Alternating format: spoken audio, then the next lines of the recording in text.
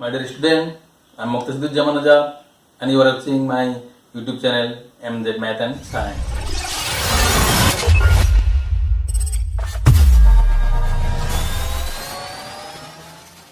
আজি তোমালোক ক্লাস 10 স্টুডেন্টৰ কাৰণে মই 6.2 এক্সাৰসাইজৰ পাৰ্ট 2 লৈ আহিছো অৰ্থাৎ 6.2 এক্সাৰসাইজৰ 5 নম্বৰ কোৱেশ্চন লৈকে আমি সলভ কৰিছিলো আজি আমি 6 নম্বৰ স্টাৰ্ট কৰিম ওকে সো আমি 6 নম্বৰ কোৱেশ্চনৰ ফিগাৰ অলৰেডি ড্ৰ কৰি ৰাখিছো আমি স্টাৰ্ট কৰো 6 নম্বৰ কোৱেশ্চনটো কি কৈছে চোৱা যে চিত্ৰত A B আৰু C বিন্দু তিনিটা ক্ৰমে OP OQ আৰু OR বা OR ৰ ওপৰত আছে আচ্ছা AB সমান্তৰাল PQ আৰু AC সমান্তৰাল PR দেখো যে BC সমান্তৰাল QR তাৰ মানে কি কৈছে ইয়াত PQR এটা ত্ৰিভুজ আছে ইয়াৰ পৰা এই OQ OP OR সংযোগ কৰা আছে তাৰ পিছত কি কৰিছে এই A বিন্দুটো OP ৰ ওপৰত আৰু B বিন্দুটো OQ ৰ ওপৰত C বিন্দুটো OR ৰ ওপৰত আছে যাতে কি আছে AB সমান্তৰাল PQ এই AB আৰু PQ সমান্তৰাল আৰু AC আৰু কি দি আছে AC আৰু PR সমান্তৰাল দি আছে তেতিয়ালে প্ৰুভ কৰিব লাগে এইটো আৰু এইটো BC আৰু QR সমান্তৰাল বুলি প্ৰুভ কৰিব লাগে ওকে সো আমি এনেকে লিখিম এতিয়া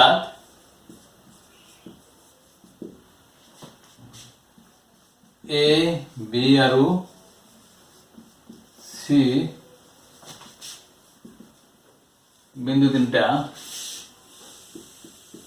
ক্ৰমে OP OQ আৰু OR ৰ ওপৰত আছে যাতে কি AB সমান্তৰাল PQ আৰু AC সমান্তৰাল PR that means ki AB is parallel to PQ and AC is parallel to PR প্ৰমাণ কৰিব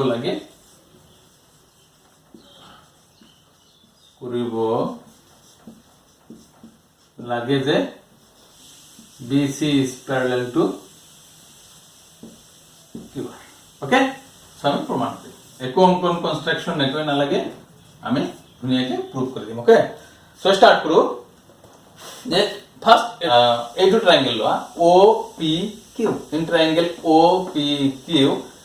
AB is parallel to PQ therefore OA by AP is equal to OB by BQ কো যাব কই ললে বুজি পাবা and similarly আমি কই যাম যে since triangle OPQ AB সমান্তরাল PQ therefore OA by AP is equal to OB by BQ number 1 একে ধরে since triangle এবার এটু লওয়া OPR লওয়া AC সমান্তরাল কি দি আছে PR দি আছে এটু তো আমি লম যে in triangle OPR what AC is parallel to PR therefore OA by AP is equal to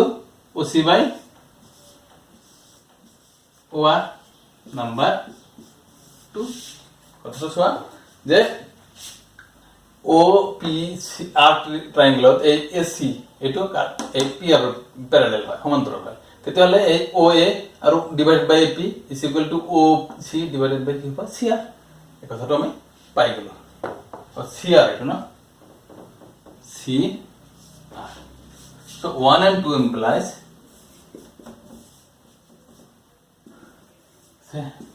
এদুটা একেবারে same therefore this and this are also same so OB by BQ is equal to OC by CR তার মানে কি হয়ে গেল OB by BQ is equal to OC by CR তেতিয়া হলে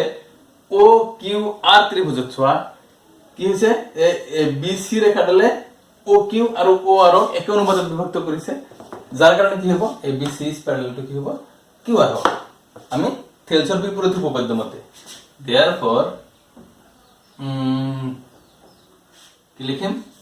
BC সমান্তরাল QR তো এইটো আমি এনেকে লিখি দেউ যে ত্রিভুজের কোনটো পুরা OQR OQR পড়া থেলসর বিপরীত উপপাদ্য মতে এটু লিখি দেব পড়া থেলসর বিপরীত উপপাদ্য মতে এটা উপপাদ্য হ্যাঁ আচ্ছা আর এবেলা থেলসর উপপাদ্য মতে থেলসর উপপাদ্য মতে এটু সেম কথা ক্লিয়ার সো আমার ফার্স্ট আমি কি করলো OPQ ত্রিভুজের পড়া AB আর PQ সমান্তরাল গতিকে OA by AP is equal to কি হবে OB বাই BQ আমি লিখিলো সিমিলারলি OPR ত্রিভুজত কি দিয়া আছিল AC আর PR সমান্তরাল দিয়া আছিল so OA by AP is equal to OC by CR পালো সো নাম্বার 1 নাম্বার 2 দিতে দিছিল দুইটাতে সো এটা সেম OA বাই AP ওদিকে OB বাই BQ আর OC বাই CR সেম হবে এই দুটো ইকুয়াল হয়ে পাই গেল কিন্তু এই দুটো কি হইছে OQR ট্রায়াঙ্গেলত OQ আর OR বাহু দুটো একই অনুপাতে বিভক্ত হইছে OB বাই BQ আর OC বাই CR therefore এই ট্রায়াঙ্গেলের পর আমি থেলসের বিপরীত উপপাদ্য মতে কি পাও যে ABC আর QR সমান্তরাল তা প্রুফ করে লিখে দিল প্রুফ হয়ে গেল ক্লিয়ার তো আশা করো ধুনিয়াকে বুঝি পাইছা কোনো সমস্যা নাই বাস তো এবার আমি নেক্সট কোশ্চেন লেখা পারিম এটো তোমালোকে উঠাই লবা সো আমি এতিয়া কোশ্চেন নাম্বার 7 লৈ আগবাঢ়ো তো কোশ্চেন নাম্বার 7 টু সোৱা কি কৈছে যে উপপাদ্য 6.1 সহায়ত প্ৰমাণ কৰা যে এটা ত্ৰিভুজৰ এটা বাহুৰ মধ্যবিন্দুৰে যোৱাকৈ টনা ৰেখাডাল যদি আন এটা বাহুৰ সমান্তৰাল হয় তেনেহলে ৰেখাডালে তৃতীয় বাহুটোক দ্বিখণ্ডিত কৰিব মনত পেলোৱা যে এইটো তোমালোকে নৱম শ্ৰেণীত প্ৰমাণ কৰিছিলা তাৰ মানে কি হৈছে কথাটো মই গৈ আছো আগত যে ধৰা ABC এটা ত্ৰিভুজ আছে ইয়াৰ AB বাহুৰ মধ্যবিন্দু আমি D মধ্যবিন্দু ঠিক mid point okay through the point D if you construct a line which is parallel to BC then the line will intersect AC at the midpoint তার মানে কি কইছে যে যদি আমি এই AB এর মধ্যবিন্দু D এর মাজেৰে এই BC এৰ সমান্তৰালকে এটা ৰেখা আঁকো ই গৈ AC ক যেটো বিন্দু ছেদ কৰিব হেটো বলে AC এৰ কি হ'ব মধ্যবিন্দু অৰ্থাৎ AC ক সমদ্বিখণ্ডিত কৰিব বুলি আমাৰ প্ৰুফ কৰিব লাগে অর্থাৎ এই বা এই ইকুয়াল টু কি হ'ব EC এটা আমাৰ প্ৰুফ কৰিব লাগে কথা ক্লিয়ার হৈছে সো আমি ধুনিয়াকে লিখি দিম লিখা 6.1 উপপাদ্য প্রয়োগ কৰিব লাগিব আমি কৰিম যে ধৰা হল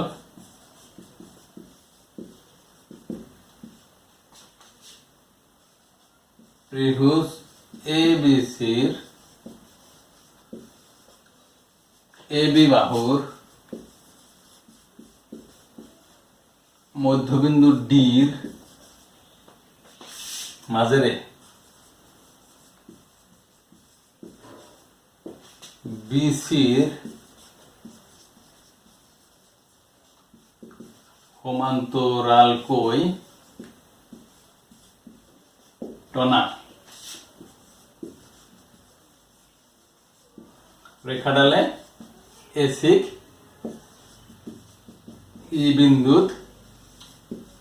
ছেদ কৰিছে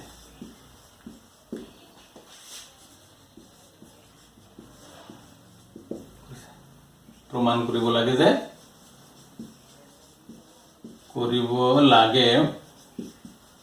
যে A is equal to CE এটো আমৰা প্ৰমাণ কৰিব লাগে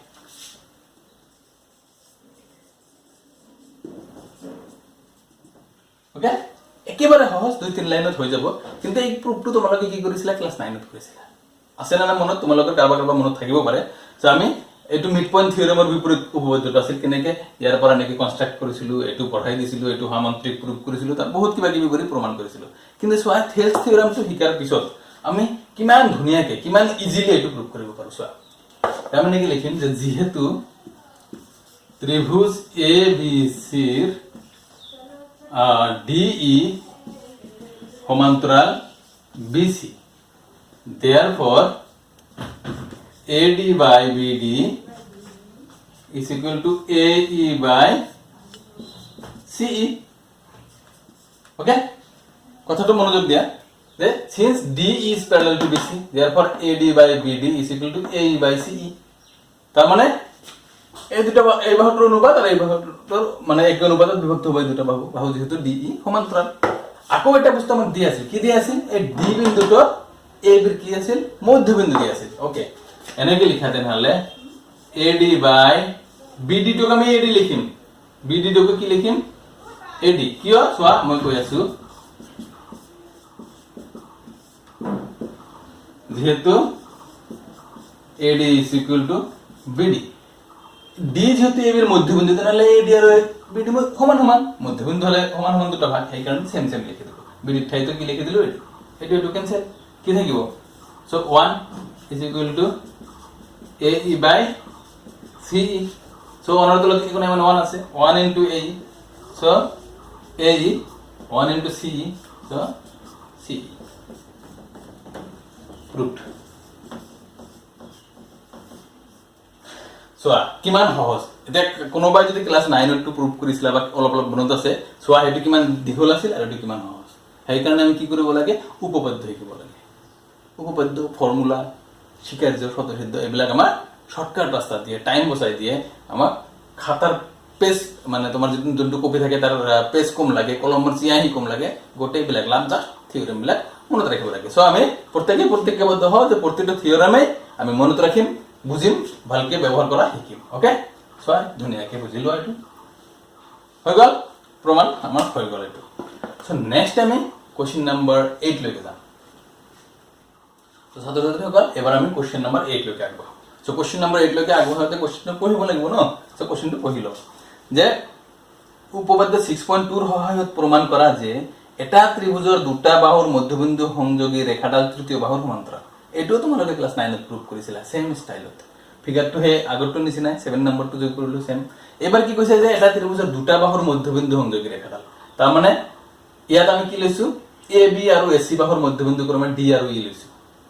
এই ডি ই যদি সংযোগ কৰা যায় এই ডি ই বিসিৰ কি হ'ব সমান্তৰাল হ'ব কথা ক্লিয়াৰ হৈছে আগৰবাৰ দিয়া আছিল কি ডি আৰু বিসি সমান্তৰাল দিয়া আছিল আৰু এটো এটা মধ্যবিন্দু দিয়া আছিল আনটো মধ্যবিন্দু হয় বুলি আমি প্রুভ কৰিছিলো ইয়াৰ আগৰ কোশ্চেনটো এবাৰ আমাৰ কি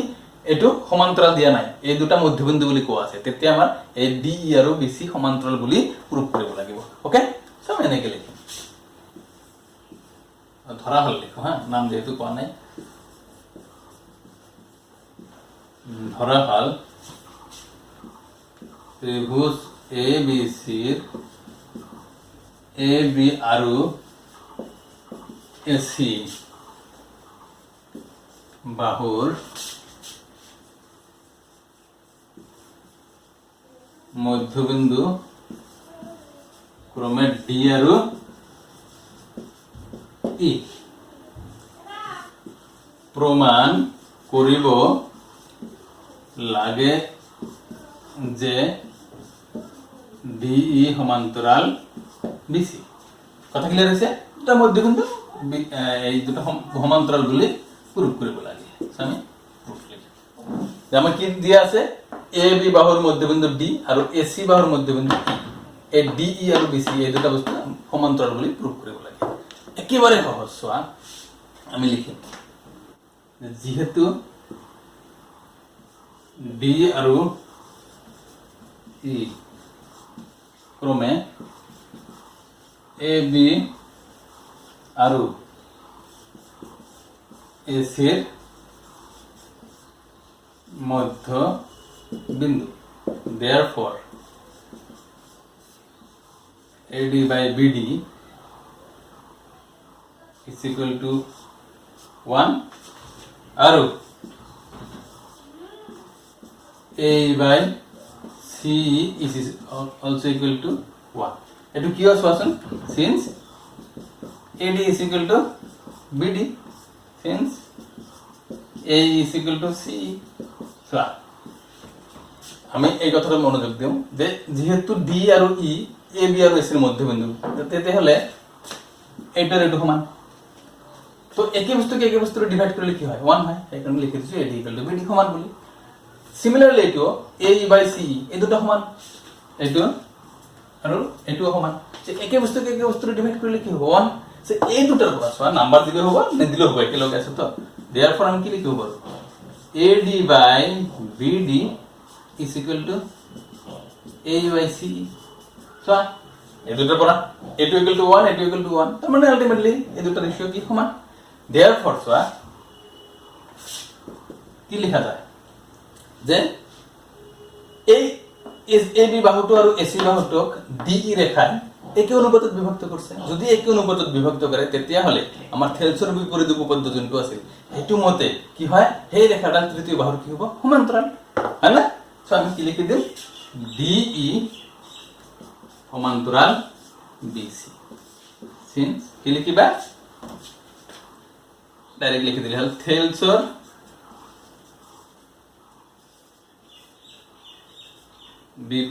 বিপরীত উপপাদ্য মতে ত্রিভুজ ABC এখানে মই ডিটেইলস লিখি দিও তোমালোকে ডাইরেক্ট খালি লিখিবা থেলছৰ বিপৰীত উপপাদ্য মতে ত্ৰিভুজ ABC পৰা লিখিব নালাগে মানে বুজাৰ কাৰণে লিখি দিলো সো আমাৰ কি হইছে প্ৰুফ হই গল কথা ক্লিয়াৰ সো একেবাৰে সহজ এবিলাক টান বোধহয় পোৱা নাই তোমালোকে টান পাবো নালাগে ইমান সহজ বস্তু কেনেকৈ টান পাবা ন সো মনোযোগেৰে ক্লাছবিলাক চাই থাকা ভিডিও স্কিপ নকৰিবা ধুনীয়াকৈ ক্লাছবিলাক চাই থাকা ওকে সো আমি নেক্সট কোশ্চেন লৈ আগবাঢ়িম তো তোমালোকে এইটো ধুনীয়াকৈ উঠাই লোৱা সো এবাৰ আমি কোশ্চেন নম্বৰ 9 লৈকে আগবাঢ়ো সো কোশ্চেন নম্বৰ 9 ত কি কৈছে চাও এটো মোস্ট ইম্পৰ্টেন্ট কোশ্চেন হয় মই আগতে ইম্পৰ্টেন্ট দি দিলো এটো পৰীক্ষাত আহে 9 আৰু 10 আছে এটা আন্তৰ ওলটা দুটা ইম্পৰ্টেন্ট হয় এৰ এটা আহে তাৰ ভিতৰত 9 টো আৰু বেছি ইম্পৰ্টেন্ট হয় সো ইয়াত কি কৈছে যে ABCD ট্ৰেপেজিয়ামৰ AB সমান্তৰাল DC আৰু ইয়াৰ কৰ্ণ দুডাল পৰস্পৰ O বিন্দুত ছেদ কৰিছে ছেদিত হয় হ্যাঁ দেখুৱা যে AO by BO is equal to CO by DO that means কি কৈছে যে ABCD এটা ট্ৰেপেজিয়াম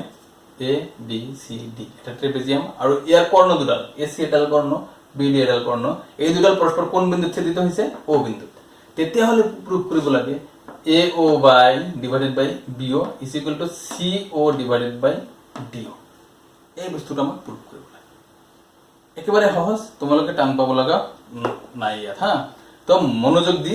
কোশ্চেনটো চাই থাকা যে ফার্স্ট মই সুধিম তোমালোকক ট্ৰেপেজিয়াম কি হোৱাট ইজ এ ট্ৰেপেজিয়াম যে ট্ৰেপেজিয়াম হৈছে যদি এটা চতুৰ্ভুজৰ যিকোনো এজৰ বিপৰীত বাহু কি হয় সমান্তৰাল যিকোনো এজৰ দুজৰ থাকে যিকোনো এজৰ বিপৰীত বাহু যদি সমান্তৰাল হয় তেতিয়া হলে সেই ট্ৰেপেজিয়ামটো কি সৰি সেই চতুৰ্ভুজটো কি কোৱা হ'ব ট্ৰেপেজিয়াম বুলি কোৱা হ'ব যে যিকোনো চতুৰ্ভুজৰ মানে এটা চতুৰ্ভুজৰ যিকোনো এজৰ বিপৰীত বাহু সমান্তৰাল হলে তাকে কি কোৱা হ'ব ট্ৰেপেজিয়াম বুলি কোৱা হ'ব ওকে সো ABCD এই চতুৰ্ভুজটোৰ AB আৰু DC সমান্তৰাল যাৰ কাৰণে এটো ট্ৰেপেজিয়াম কৈ দিছে ইয়াত যে ABCD ট্ৰেপেজিয়ামৰ এজৰ বাহু সমান্তৰাল হ'ব লাগে হেজৰ কোনজন AB আৰু DC সমান্তৰাল ওকে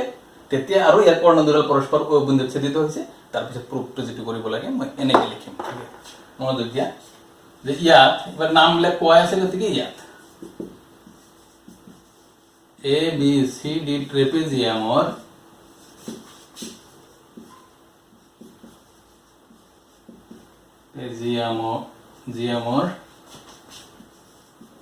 AB সমান্তৰাল DC ওকে ইয়াৰ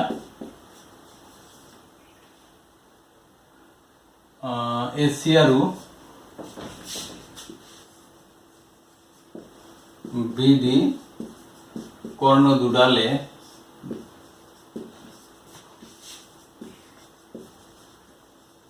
পৰস্পৰ O বিন্দুত ছেদিত হয় ওকে প্ৰমাণ কৰিব লাগে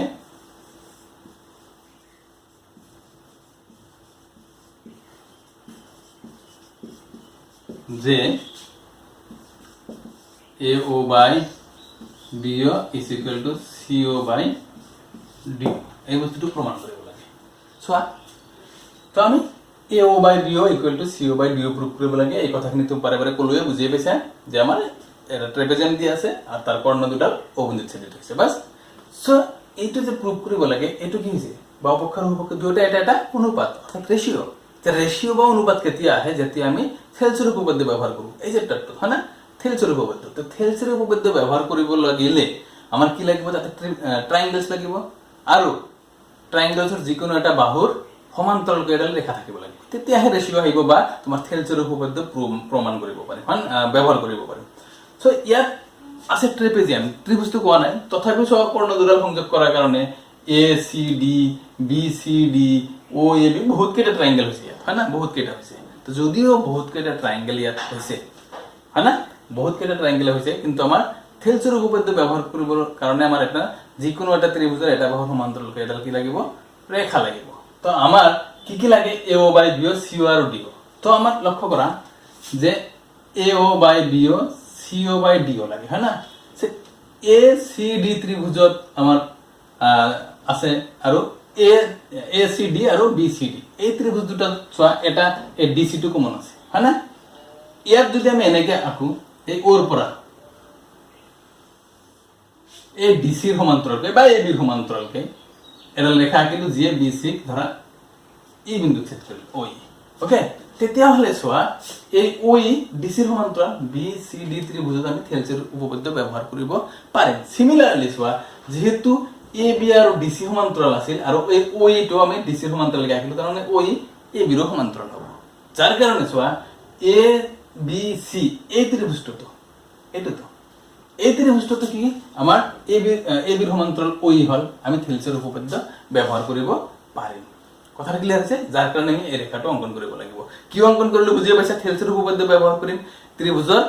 যিকোনো এটা বাহুৰ সমান্তৰালকৈ আন এডাল ৰেখা আঁকিব লাগে এতিয়া তোমালোকে হয়তো চিন্তা কৰিব পাৰা স্যাৰ এই কথাটো আমাৰ ব্ৰেইনত কেনেকৈ আহিব যে অংকন কৰিব লাগে এই কথাটো মই তোমালোকক বুজাই দিলো যে যেহেতু আমি থেলছৰ উপপাদ্য ব্যৱহাৰ কৰিব লাগিব তাতে আমাৰ কি লাগিব তেতিয়াহ'লে আৰ থেলছৰ উপপাদ্য যে ব্যৱহাৰ কৰিব লাগিব কেনেকৈ বুজি পাইছো ৰেচিঅ' হয় না এতিয়ালৈকে আমি থেলছৰ উপপাদ্য ব্যৱহাৰ কৰিলেহে ৰেচিঅ' পাওঁ আমি জানো ইয়াৰ পিছত আৰু বেলেগ ৰাস্তা পাম সিমিলাৰিটি পালেও তেতিয়াও ৰেচিঅ' আহিব কিন্তু এতিয়ালৈকে আমি যিখিনি পাইছো সেইখিনি ব্যৱহাৰ কৰিম না তো আমি আৰম্ভ কৰোঁ অংকনটো আমি সেইকাৰণে কৰিব লগা হ'ল অংকন কি কৰিলো যে ও বিন্দুৰ মাজেৰে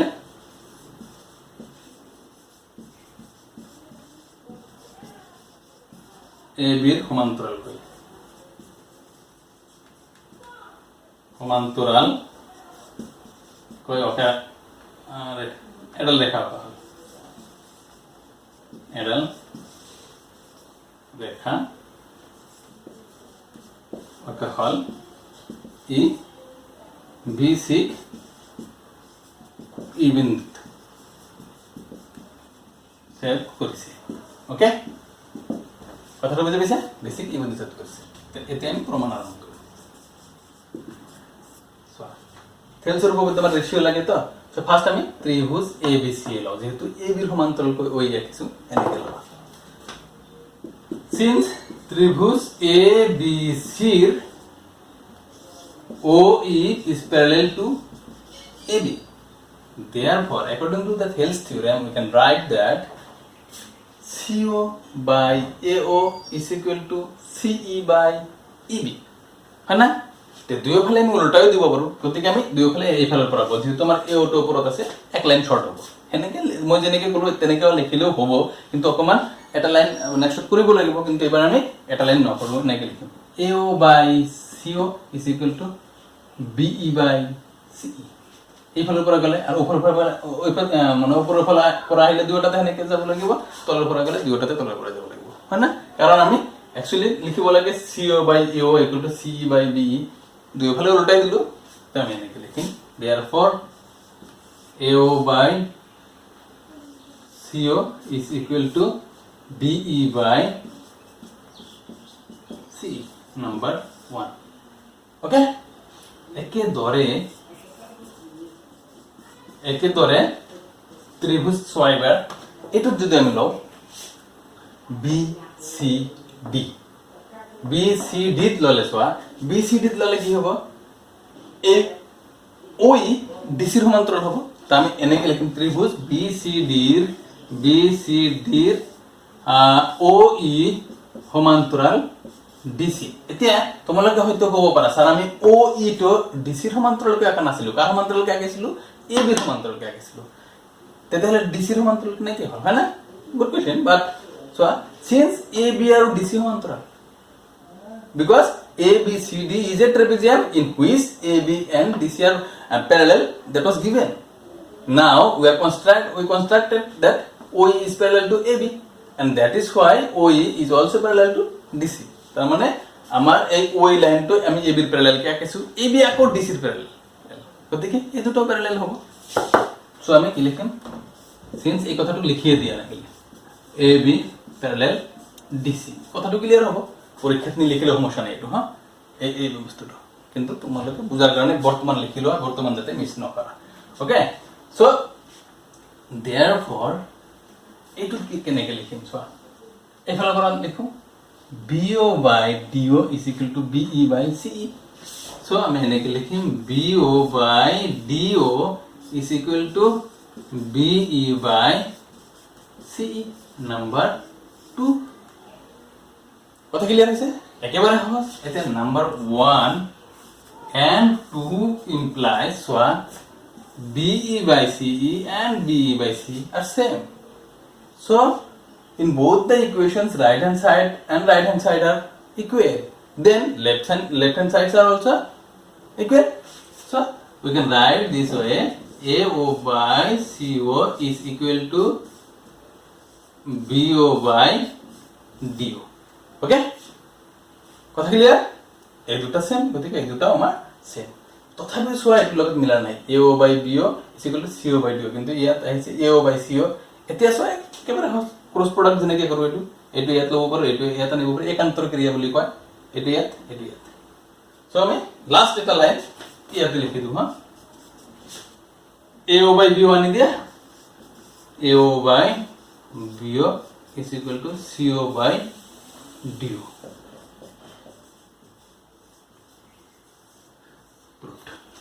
হৈছে কথাটো? সো একেবাৰে সহজ হয় না? তো আমি ধুনীয়াকৈ বুজি পালো। এই সেম প্রুফটো আকৌ আমি যেতিয়া সিমিলার ট্রায়াঙ্গেল শিকিম ইয়াৰ পিছৰ এক্সাৰসাইজত, তো সিমিলাৰিটি ক্ৰাইটেৰিয়া ইউজ কৰি আমি এইটো এগেইন প্ৰুফ কৰিব পাৰিম। ওকে, সো আমি বৰ্তমান থেৰেছ থিওৰেম এপ্লাই কৰি এইটো প্ৰুফ কৰিলো। তো আশা কৰোঁ তোমালোকে ধুনীয়াকৈ বুজি পাইছা, হয় না? তো যদি বুজি নোপোৱা কমেণ্টত জনাই দিবা। আৰু কোৱেশ্চন নাম্বাৰ 10 টো ইয়াৰ ডাইৰেক্ট ওলোটাটো আছে, এইটো ডাইৰেক্ট ওলোটা, ঠিক আছে? তো গতিকে সেইটো আশা কৰোঁ তোমালোকে নিজে পাৰিবা, হোমৱৰ্ক দি দিওঁ, নহলে একেবাৰে এলেহুৱা হবা। এটা এক্সাৰসাইজৰ গোটেইকেইটা কোৱেশ্চন একচুৱেলি সলভ কৰি দিব নালাগে, মই তথাপিও কৰি দিলোঁ। লাষ্ট এটা যেহেতু সিমিলাৰ আছে, গতিকে মই হোমৱৰ্ক দি দিলোঁ। ওকে, সো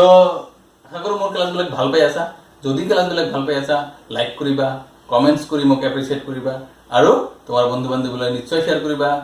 তো take care and good by.